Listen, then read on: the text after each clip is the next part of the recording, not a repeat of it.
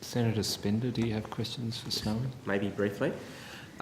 Is Snowy privatisation ready? I know that's not government policy, but can you talk about your structure and any impediments to being arranged in that way? I confirm that it is not government policy, Yes. and Mr. Broad can. But and we're not for sale, so be really clear. But we operate in a competitive market.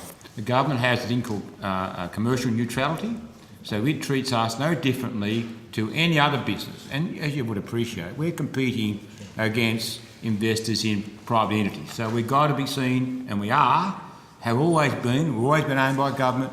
We are neutral in the way we go about our business. So we face exactly the same commercial pressures, same drivers as any other business operating in our marketplace.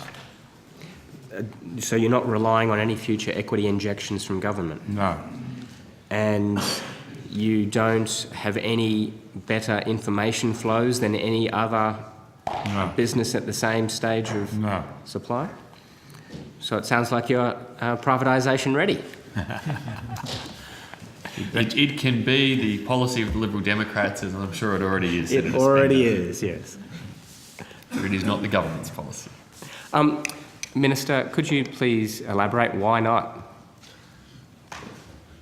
Well, the government believes that Snowy Hydro plays an important and strategic role, and particularly a strategic role at present in relation to the transformation of energy markets.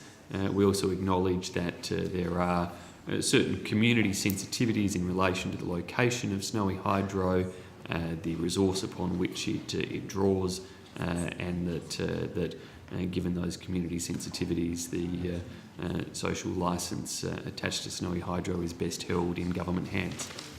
So if it were in private hands, those community concerns couldn't be reflected. Are you suggesting that private sector energy generators aren't subject to community concerns in their planning decisions? Of course they are, Senator.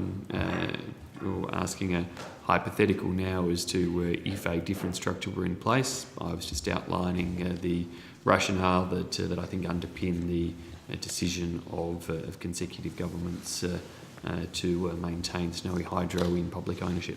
So your government's default is not to privatise a government business? Well, our government's default is to stand by our policy position in relation to Snowy Hydro 2.0. We of course went through a process of consolidating the shares in Snowy Hydro into federal government ownership, and we were expressing clear at that stage that our commitment was that would maintain it in public ownership, but that was also importantly to facilitate Snowy 2.0 proceeding in the smoothest possible way. Just a happy byproduct of you consolidating ownership in the one government is that it could potentially be more readily privatised in the future. That's all I have, Chair.